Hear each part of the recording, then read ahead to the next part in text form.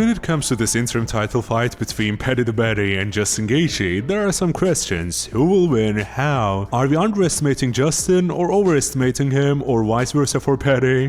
What is not even a question is, regardless of who wins this fight, they have absolutely no shot against Ilia Topuria. I know that's a bold claim, at least for some of you, so hear me out for a second. Let's just assume the favorite, who I think shouldn't be the favorite, but anyway, let's say the favorite wins, Paddy Pimblett. When I say he has no shot against Ilia Topuria, I don't even think this is a hot take, guys. We are talking about a guy who was getting pinged by Tony Ferguson's jab. Yeah, he beat him, but like, come on, of course, it was Tony in like what, 2024, 2025? I believe it was 2024, regardless. I hope you get my point. For instance, you know that Scousers don't get knocked out meme, right? Well, our boy Paddy had his chin all the way up in the air during that entire fight. I'm not saying he will have the same attitude against Topuria of all people, yet other than standing and banging with him, what else is he going to do?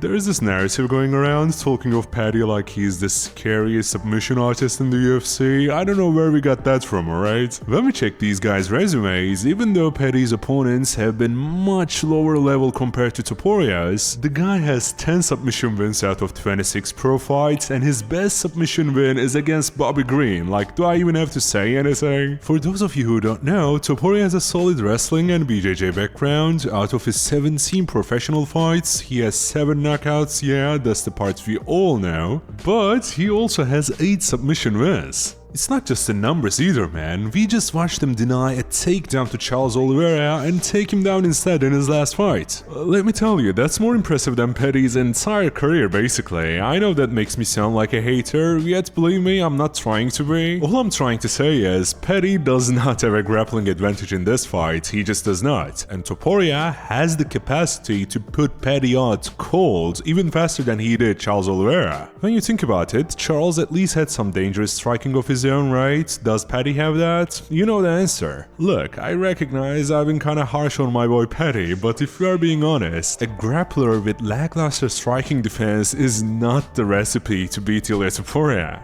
So let's take a look at the other side of this, shall we? Justin the Highlight Gaethje, a fan favorite, very durable for the most part, hits hard, knocks people out, he crucially has the elite experience someone like Paddy does not have. That's all good and all, but there's just one big problem when you match him up against Ilia. His age and the wear and tear he has, basically. I mean, I'm assuming I don't even need to mention the beating of a lifetime he took from Max Holloway, who is someone he will destroy as well, so at a first glance, it's not looking good for Justin, is it? I really don't want this video to turn into an Ilia Topuria glaze fest, especially not regarding his grappling, cause we already talked about it, right? Against Justin though, even if somehow the MMA gods bless Justin and he goes out there, starts piecing up Ilia at range with his legendary leg kicks, and we see Ilia struggle for a bit, do you know what he's going to do? He's going to take Justin down. Justin, for whatever reason, is the least disciplined fighter ever when it comes to his grappling. I don't know if it's because he's genuinely bad or just has a bad fight IQ. Even against Fiziev, man, he was giving his neck up on a platter a couple times, like if he does that against Topuria, that's a wrap, game over. You never know though, at least Justin has the power and the technique to land some very damaging strikes, so he always has that puncher's chance, unlike Paddy.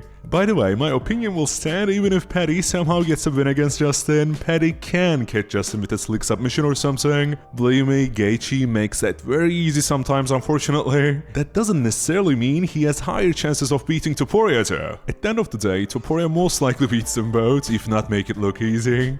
It's a very strange situation we find ourselves in, man, as UFC fans. This is the least hyped I've ever been for a championship fight lately. And it's a lightweight championship fight too, like this is supposed to be the best division in the UFC, you know? The crazy thing is, regardless of the outcome of this one, the next title fight will be even less interesting in a weird way, cause Ilia will probably open like a -600 favorite or something. I just hope somehow, someway he moves up to fight Makhachev, or Uncle Dana just forgives Arman and gives him the title shot instead. With how stubborn Dana White is, we all know that's not gonna happen, right? So guys, let me know what you think. What are your expectations from the UFC in this new year? Mainly, what super fight fights do you expect to see? What kind of interesting matchup you have in mind? Comment all of that down below, alright? I hope you guys had a wonderful holiday season, by the way. For better or worse, the UFC is back, so I would say I'm at least excited for that alone. Anyway, do not forget to subscribe and I'll catch you next time. Cheers!